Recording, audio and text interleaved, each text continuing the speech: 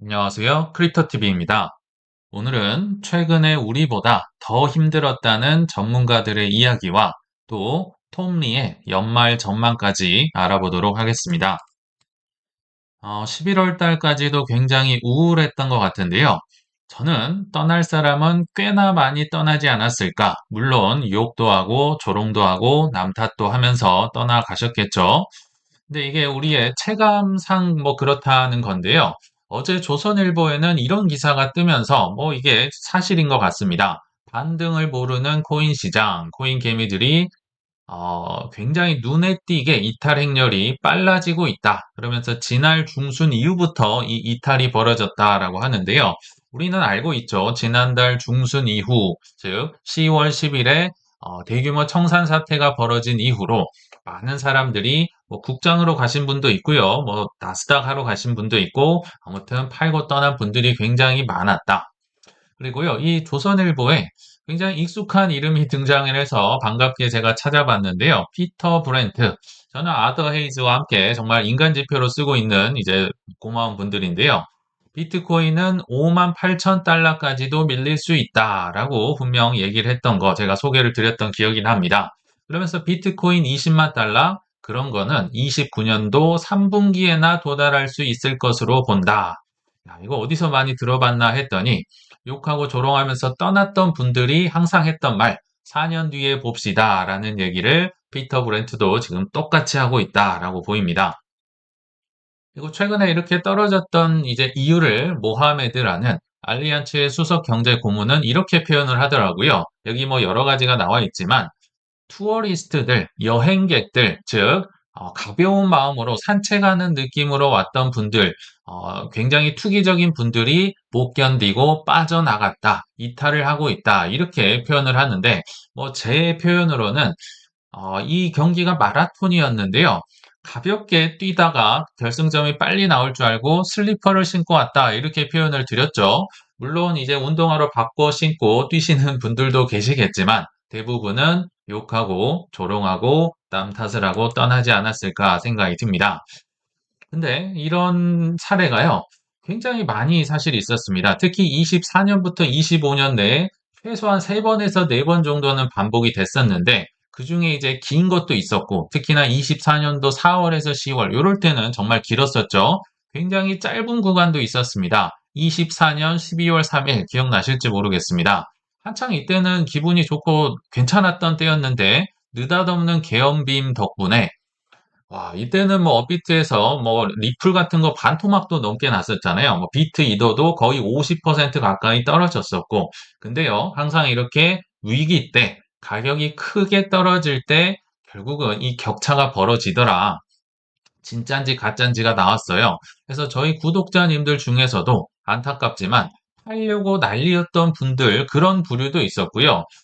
살려고 난리였던 이때 저도 이제 살려고 입금을 하려고 했는데 입금이 막히더라고요. 이게 빨리 넣어야 이 말아 올리는 거를 빨리 해서 살 수는 있는데 살려고 난리였던 분들도 있었고 팔려고 난리 심지어 뭐 스탑로스 걸어놨던 게 체결이 돼서 팔려서 나중에 울며 겨자 먹기로 위에서 사신 분도 있었고 이런 난리가 있고 정말 힘든 구간이 나와야 이게 진짠지 가짠지 구별이 된다라고 저는 생각이 들거든요.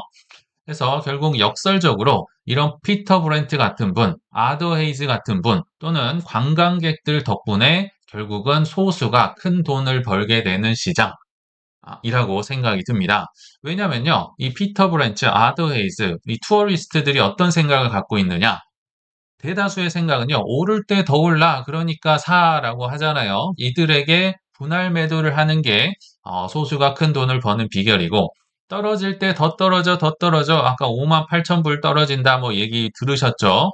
이들에게서 분할 매수를 하면 또 소수가 큰 돈을 싸게 사서 벌 수 있고, 결국 이들 덕분에 소수가 큰 돈을 버는 굉장히 고마우신 분들이라는 걸 생각을 하시면 좋을 것 같고요. 우리 구독자분들 중에서는 소수가 많이 있으시길 진심으로 바라겠습니다. 자, 이제 톱니 얘기로 넘어와서요. 힘들 때는 아마도 다들 힘드니까 여기저기 굴려 다니지 않을까. 왜냐면 영원한 강세론자잖아요. 그래서 어제 뉴스를 보니까 CNBC에서 또 뭐 마이크라는 아나운서랑 두 명이 나와서 얘기를 하셨는데 뭐 요약을 하자면 뭐 사회자들은 이런 거겠죠. 힘들다, 달래줘라, 죽겠다. 그리고 앞으로 전망이 어떻느냐, 뭐 이런 얘기일 거고요. 우리의 톱니 영원한 강세론자는 오늘따라 굉장히 단정하게 머리 스타일을 하시고 압류 힘들었죠 하면서 토닥토닥 여러 데이터를 가지고 이제 달래줬던 내용 말씀을 드릴게요. 근데 참고로 이분은 뭐 단기 전망, 장기 전망 다 하지만 단기 전망 당연히 틀릴 수 있겠죠. 그렇지만 결국은 돈 버는 사람들은 이런 톰처럼 낙관론자에 있을 가능성이 매우 높다. 반대로 비관론자들은 뭐 순간에 유명해질 수는 있겠지만 실제로 비관론자이기 때문에 저점에 많은 돈을 투자를 하거나 이런 일은 거의 없겠죠. 그래서 낙관론자들이 99% 대부분 돈을 번다. 이것도 참고를 해주시면 좋을 것 같습니다. 톰리는요, 현업에 그것도 크립토 쪽에도 깊이 관여를 하고 있기 때문에 우리가 모르는 정보도 굉장히 많이 알려줍니다. 특히나 10월 10일 대청산의 이유를 꿰뚫고 있었죠. 뭐 마켓메이커 두어 개가 대차 대조표에 구멍이 났다더라. 스테이블 코인이 디패깅 됐다더라. 여러 가지 이유를 이렇게 얘기를 해줬기 때문에 저희도 뭐 소개를 해드렸던 것 같은데요. 이제 그의 전망도 함께 알아보도록 하겠습니다. 일단 지난 1년을 돌아볼 때 25년을 얘기하겠죠. 거의 5년치의 상승과 하락의 역사가 압축된 것처럼 굉장히 난이도가 높았고 업앤다운이 심했다. 왜냐하면 뭐 정말 엄청난 관세 전쟁 때문에 이렇게까지 관세를 많이 높였던 게 뭐 수십 년간 지금 한 두어 번 있었잖아요. 그리고 그렇게 떨어졌지만 결국 큰 회복을 하면서 난이도가 높았었다라고 일단 복습을 해줬고요. 특히나 지난 6주간 즉 10월 10일 정말 역사적인 대청산 이후로 지난 6주간 펀드 매니저들의 커리어 중에 최악의 구간이었다. 지난 6주가 너무 힘들었다는 겁니다. 여기에서는 본인이 아니라 그냥 많은 펀드 매니저라고 얘기를 했지만 사실 이분도 펀드 매니저입니다. 펀드 스트레이라는 회사의 펀드 매니저이자 CEO이자 애널리스트 거거든요. 그래서 본인을 포함한 많은 분들이 아마도 힘들지 않았을까라고 뭐 간접적으로 얘기를 해주신 것 같은데요. 특히나 10월 10일에 이 대청사는 비트코인 15년 역사상 유례가 없었다. 계속 소개를 해드렸었죠. 정말 역대급 청산, 아마겟돈이라고까지 표현을 했었는데 좀 더 구체적으로 말씀드리면 마켓 메이커들의 무려 3분의 1이 아예 퇴출됐다. 저는 두어 개 정도만 타격을 크게 입은 줄 알았는데요. 퇴출이라 함은 이제 자생으로는 회복이 불가능한 지경에 이르렀다.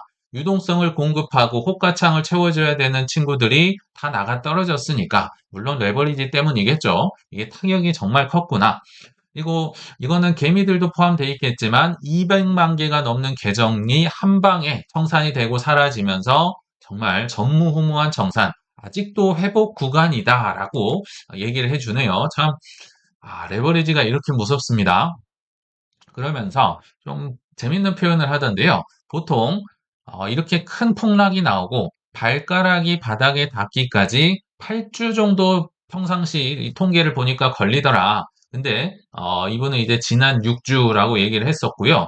통상 뭐 여러 가지 폭락을 다 이제 데이터를 분석한 결과 한 2달 정도 걸리더라. 그래서 10월 10일부터 해서 정말 평균적으로 보면 한 12월 뭐 10일 근처 이때 정도 되면 보통 바닥 발가락에 닿아서 치고 올라오더라라고 하는데 뭐 이번에는 어떻게 될지 모르겠어요. 하지만 8주 걸렸다. 이거 한 3, 4일 전부터 이런 얘기를 하고 다니셔서 제가 소개를 해드렸던 기억이 나고요. 더 중요한 거 연말까지. 근데 연말이라고 해봤자요. 지금 한 달 남았거든요. 한때 뭐 8만 2천 달러까지 떨어졌었지만 이분은 주장을 굽히지 않습니다. 비트코인은 10만 달러는 갈 것 같고요. 잘 가면 12만 달러까지 갈 수 있다. 지금 한 달 남았는데요. 지금 뭐 9만 달러 이제 약간 회복될까 말까 하고 있잖아요. 왜? 근데 이분의 근거를 들어보면 뭐 수긍은 할 수 있습니다. 오래된 분들은 이게 무슨 얘기인지 알 거예요. 비트코인이든 1년 상승의 대부분을 최고의 10일 안에 나온다. 그러니까 365일 중에 355일은 재미없고 떨어지고 죽쓰다가 마지막 이 최고의 10일, 이때 1년의 상승분, 뭐 2배든 3배든 그게 10일 만에 나올 텐데 이 10일 중에 일부가 이 뒤에 25년도 말에 나올 수 있다. 아직 요거 덜 나온 것 같은데 이런 얘기를 하고 있다고 보시면 좋을 것 같습니다. 그리고 요거는 이제 크립토 얘기인 거고요. 뭐 주식 시장, 사실 크립토랑 연관이 돼 있기 때문에 여기에 대해서도 한마디 해줬는데요. 기관들 매니저의 무려 80%가 펀드 매니저의 10명 중에 8명이 지금 벤치마크보다도 수익률이 뒤처져 있다고 합니다. 무슨 얘기냐면요. 벤치마크가 쉽게 얘기하면 최근에 뭐 논란이 됐던 MSCI 지수, 나스닥 100 지수, S&P 500 지수, 그냥 지수만 사서 들고 있는 걸 벤치마크라고 하거든요. 이 기준보다도 10명 중 8명이 뒤처지고 있다. 뭐 손해를 보는 거 이런 걸 포함을 해서요. 쉽게 얘기하면 나스닥 100 사고 그냥 S&P 500 사면 되지. 뭐하러 뭐 비싼 수수료를 줘가면서 펀드 매니저들에게 펀드를 맡기느냐 이런 얘기가 나오겠죠. 열에 2명 정도만 나스닥의 수익률을 이기고 있다면요. 그래서 뒤처져 있으니까 이분들이 어떤 선택을 한다? 결국은 뒤늦게지만 랠리에 탑승할 가능성이 매우 높다. 연말 이제 평가도 있을 거고요. 그러면 이제 수익률, 연간 수익률을 이제 광고를 통해서 나중에 이걸 이제 잘 포장을 해서 내년에 팔아야 될 거 아니에요. 근데 나스닥, 뭐 S&P 500, MSCI 지수보다도 낮은 펀드다 팔릴까요? 안 팔릴까요? 안 팔립니다. 그래서 만회를 하기 위해서 굉장히 뒤늦게 이제 올라오는 포모 랠리에 이 매니저들도 탑승할 가능성이 높다라고 얘기를 하고요. 자, 참고로 말씀드리면 이 80%가 이렇게 이제 뒤처졌다고 해서 막 의외의 숫자처럼 얘기를 하셨지만 사실은 1년 단기간으로 보더라도요. 액티브 펀드의 약 31%만이 이런 벤치마크 지수를 앞선다고 합니다. 10명 중 3명 정도만 시장 평균을 이긴다. 반대로 7명은 진다는 거겠죠. 그리고 이게 1년이라서 그렇지 사실 20년 기준으로 가버리면 8.2% 정도의 펀드 매니저만 벤치마크, 즉 시장 평균, 뭐 S&P 500을 앞선다. 우리로 한번 따져볼까요? 우리가 뭐 롱 치고 숏 치고 단타 치고 뭐 알트코인으로 그 난리를 친다 하더라도 결국은 그냥 비트 이더 같은 거 뭐 리플 솔라나까지 쳐서 그냥 그거 사서 가만히 들고 있는 것보다 못하다라는 얘기를 지금 해주고 있다라고 보시면 좋을 것 같습니다. 그리고 마지막으로 결국은 비둘기적인 통화 정책, 결국은 이 비둘기가 나와야 사실 지금 우리는 대출의 시대를 살고 있거든요. 차를 사든지 집을 사든지 뭐 해외여행을 가든지 투자를 하든지 사업을 하든지 이 전체 세계는요. 우리가 뭐 선택을 하든 안 하든 대출 시장에 의해서 돌아가고 있습니다. 이 마켓 메이커들 퇴출된 거 다시 돌아오려면 어떻게 해야 될까요? 돈은 떨어졌고 결국 다시 대출을 받는 수밖에 없거든요.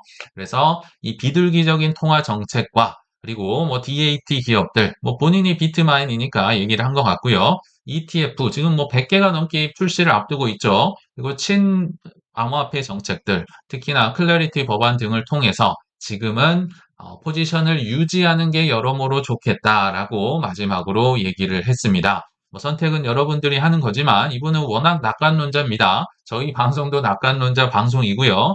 선택은 본인들이 취향대로 성향대로 해주시면 좋을 것 같습니다. 자, 그럼에도 힘든 거는 아까 뭐 펀드 매니저들도 힘들다고 하니까 우리도 당연히 힘들겠죠. 네, 또 하나의 새로운 데이터, 힘든 데이터를 보여드릴 텐데요.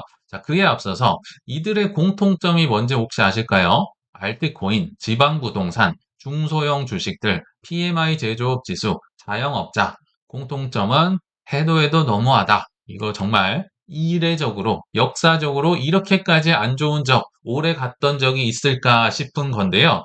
저희가 뭐 PMI 지수나 또 지방 부동산도 최근에 통계를 보여드렸지만 오늘은 또 다른 즉 중소형 주식 한국이 아니고 미국 얘기입니다. 중소형 주식에 대해서 한번 보여드리도록 하겠습니다. 지금 이게 얼마나 격차가 벌어지고 힘든 상황인지를 나타내는 이제 도표인데요. 자, 캐펙스라는 게 있습니다. 쉽게 얘기하면 성장에 지출을 한다. 성장에 많은 투자를 하면 즉 투자를 많이 하면 그 주가도 오르고 산업이 키워지는 효과가 있겠죠. 근데 그 성장 투자를 테크 기업, 빅테크, AI 쪽과 아니면 미들캡, 그러니까 중소형주, 이제 미국 주식 위주로 해서 비교를 했네요. 그래서 이 하얀색이 빅테크, 뭐 AI, 매그니피센트 세븐이라고 보시면 되고요. 이 빨간색이 중소형 주식, 여기에서는 실물 경제라고도 표현을 하는데요. 이 격차가 지금 어마어마하게 벌어졌습니다. 이게 정확하게 어떤 도표냐면요. 분모는 감가상각 지출, 다시 얘기하면 유지보수 지출. 그러니까 그냥 가만히 있으면서 수동적으로 내는 지출. 이거는 투자를 하는 게 아니에요. 근데 이 감가상각 대비해서 캐펙스, 즉 자본을 성장하기 위해서 투자하는 지출. 이게 진짜 지출인 거죠. 요걸 많이 넣어야만 이 산업이 커지고 주가가 올라가는 효과가 있는데요. 여기 보시면 그러니까 최근 20년을 통틀어서 웬만하면 이게 좀 이렇게 격차가 벌어지긴 하지만 결국은 같은 방향으로 이렇게 움직이고 있습니다. 뭐 대형이든 소형이든 결국은 같은 방향 근처에서 놀고 있는데 지금 팬데믹 이후로 20년도 3월 이후로 이렇게까지 격차가 벌어졌던 적이 없습니다. PMI 제조업 지수가 지금 3년에서 4년간 50 밑에서 놀고 있는 그 이례적인 상황과 매우 유사하다. 너무 벌어진 거죠. 라지캡과 실물 경제가. 그러면 뭐 여러 가지 선택이 있을 것 같습니다. 그럼에도 불구하고 나는 안전한 게 좋다. 여기 라지캡, 뭐 AI 주식, 매그니피센트 세븐, 뭐 요새 구글도 잘 나가고 있고 그렇잖아요. 또는 코인으로 하면 비트코인, 이더리움이 더 낫다. 물론 고평가 논란은 있지만 안전을 택하신 분들은 이쪽 위주로 하실 것이고 아니다. 그래도 한 방을 노린다. 뭐 여기에 해당이 되겠죠. 이게 결국은 유동성이 오면 따라갈 것이다. 정답은 없습니다. 다만 이게 이제 우리로 치면 알트코인인데요. 다만 감당할 수 있는 수준으로 하는 게 좋겠다 생각이 듭니다. 우리처럼요, 뭐 소액이라고 해서 개미들이 알트코인 하나에 몰빵 이렇게 투자하는 기업은 거의 없습니다. 대부분 기업들은 이것도 하고 저것도 하는 포트폴리오 내에서 씨 뿌리듯이 투자를 하고요. 특히나 벤처 캐피탈도 10개 투자를 씨 뿌리듯이 하면은 그 중에 하나에서 2개 정도가 대박이 터지면서 나머지 손해본 거를 다 메꾸는 그런 투자를 한다. 그래서 감당할 수 있다면 알트코인에 씨를 뿌리서 투자를 하는 게 좋겠다 생각이 들고요. 그럼에도 불구하고 안전도 싫고 한방도 싫다. 그러면 짬짜면 개념으로 한 반반 섞어주자. 비트이도 50% 이내 가져가자. 저는 이런 얘기도 좀 드렸던 것 같아요. 개인적으로는 이 세 가지 방법을 다 해봤었지만 24년도 초반 랠리를 겪으면서 한 2월, 3월까지 좋았던 거 기억나시잖아요. 그때 제가 처음으로 야, 이거 조금 이상하다. 과거랑 다르네. 라고 생각을 했던 것 같습니다. 무슨 얘기냐면요. 그때 물론 비트코인, 이더리움도 오르고 뭐 AI 코인 랠리도 있었잖아요. 뭐 엔비디아 그때 있고 엔비디아 행사도 있었고 그래서 당시에 뭐 랜더 코인, 뭐 니어 프로토콜 뭐 그 행사에 참여했었잖아요. CEO가. 그리고 비체인이라는 코인도 뭐 자체 뭐 큰 뭐 발표가 있었고 이런 큰 행사로 크게 오르는 코인들 그때 당시 뭐 팔았었다고 말씀도 드렸지만 그럼에도 제가 느꼈던 게 전반적으로 모두가 파티는 아니네. 21년도랑은 조금 다르네. 그래서 그때부터 제가 비트이도 50% 이상 꼭 가져가자는 캠페인을 뭐 거의 잔소리처럼 굉장히 많이 했던 것 같습니다. 그리고 근데 저는 앞으로도 최상과 최악 그리고 장기전 시나리오까지 동시에 준비하는 이 섞어 전략, 짬짜면 전략이 저는 가장 좋다고 생각은 합니다만 제가 아무리 얘기를 드려도 어차피 본인의 성향대로 판단하실 거라고 생각이 듭니다. 자, 이제 힘든 와중에도 그럼에도 우리는 우리의 곡소리만 이제 내고 있었겠지만 갑의 곡소리, 즉 남의 곡소리가 들렸다면 저는 상위권에 해당이 되지 않을까 이런 생각이 들거든요. 무슨 얘기냐면요. 우리도 힘들다고 얘기를 하지만 사실 이 갑들은 처절한 지금 곡소리, 정말 큰 위기의식을 느끼고 있다는 겁니다. 여기 뭐 오늘 아침에 나왔던 뉴스예요. 세계거래소 연맹이 미 SEC에게 우려를 담은 서한을 발송했다. 자꾸 암호화폐 기업들이 주식, 이거 우리가 팔아야 되는데 토큰화해서 자기들이 판다. 그것도 브로커 딜러로 등록하지 않아도 판매할 수 있게 막 혁신적으로 막 규제를 없애고 이러고 있잖아요. 야, 이건 너무 이익을 해칠 수 있다. 투자자를 보호해야 된다. 위험을 초래하고 투자자 보호를 약화시킬 수 있다.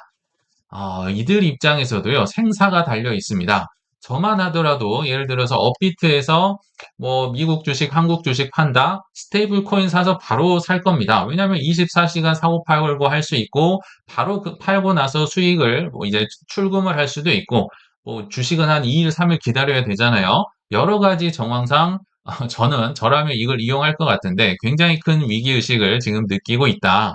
그리고 세계 중앙은행들의 중앙은행, 중앙보스 BIS라고 있잖아요. 여기에서도 또 토크나 머니마켓 펀드, 요거 위험하다. 이게 지금 지난 한 해 동안 265%나 올라왔는데, 그러니까 머니마켓 펀드를 토크나해서 지금 장사를 열심히 하고 있는 거잖아요. 이거 지금 90억 달러 정도로 성장했는데, 이거 너무 위험하다. 기존 머니마켓 펀드랑 기존 스테이블 코인에서 있는 리스크를 증폭시킬 위험이 있다. 선제적으로 좀 손을 봐야 된다라고 하는데 그러면서 또 최근에 이런 뉴스가 나왔네요. BIS에서 혁신 허브 수장으로 IMF의 뭐 디지털 화폐 총괄을 임명시켰다. 저한테 무슨 얘기로 들리냐면요.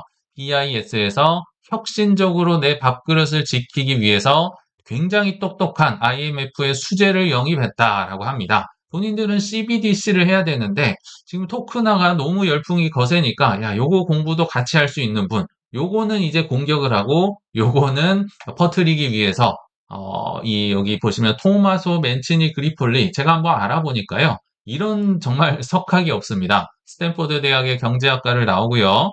IMF 들어오기 전에 골드만삭스와 보스턴 컨설팅 그룹에서도 일하고 스위스의 중앙은행에서도 수석 뭐 이코노미스트로 일하다가 IMF에서 일을 하다가 이제 BIS에서 혁신적으로 내 밥그릇을 지키기 위해서 영입을 했다. 이들이 얼마나 지금 처절하게 방어를 하고 있는지 보이실까요? 어, 한마디로 얘기하면 RWA라는 게 나와가지고 지금 뭐 크립토 고속도로 위에 뭐 이더리움, 솔라나, 뭐 아발란체, 수이, 뭐 폴리곤, 뭐 수많은 것들 위에 예금도 올린다 그러고 MMF 올리고 주식 올리고 채권, 부동산, 뭐 예측 시장, 뭐 날씨도 할 거고요. 뭐 여러 가지 다 할 겁니다. 무서워 죽겠다는 겁니다. 결국은 본인들 파일을 다 뺏어가니까 이들은 생사를 걸고 밥그릇을 지키기 위해서 지금 공격을 퍼붓고 또뭐 SEC에게 편지를 날리고 있다. 근데 우리 입장에서 보면 이해가 안 되죠. 아니, 알트코인 지금 다 죽은 것 같은데, 이 죽은 알트코인들로 자꾸 뭐 고속도로 위에 뭐 RWA를 올린다 그러고, 스테이블 코인 올린다 그러고, 뭐 ETF가 100개가 나온다 그러고, DAT 기업들이 아마 저는 뭐 스트레티지나 비트마인 정도는 다시 살아남아서 또 계속 내러티브를 이어갈 거라 생각이 들거든요. 계속 무슨 코인 산다고 그러고, 뭐 디파이를 한다고 그러고, 아까 어제도 계속 말씀드렸지만, 코인베이스에서 1조 원이 넘는 ICO, 알트코인 신규 코인을 발행을 한다는 거죠. 그래서 많은 사람들에게 팔겠다. 아니, 알트 다 죽은 것 같은데 왜 이런 얘기를 하고 있는지 생각을 해보시면 근데 결국 드러나잖아요. BIS, 뭐 IMF, 아까 뭐 세계 거래소 연맹들은 굉장히 이 알트코인을 두려워하고 있다. 그래서요, 결국은 저는 제 예상이지만 내년 어느 순간에는 저는 또 어마어마한 유동성 지금 아직까지 미국에선 유동성을 제대로 푼 적이 단 한 번도 없습니다. 다 뭐 친암호화폐, 뭐 트럼프, 뭐 관세 폭락 이후 회복 뭐 이런 거였다고 보거든요.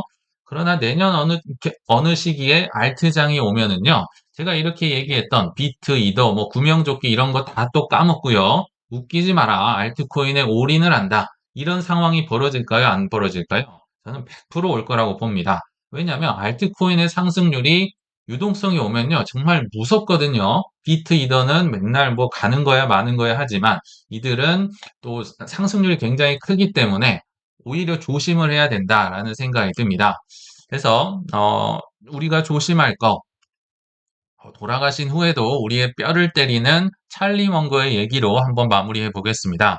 최근에 10월 10일 전무후무한 청산도 결국은 레버리지, 21년도 부다빔도 결국 레버리지, 20년도 3월 팬데믹 때도 숏배팅에 돈을 줄 수 없을 만큼 레버리지가 끼어 있었는데요. 똑똑한 사람은 요거는 아마 안 하실 거라 보고요. 레버리지로 결국은 망한다.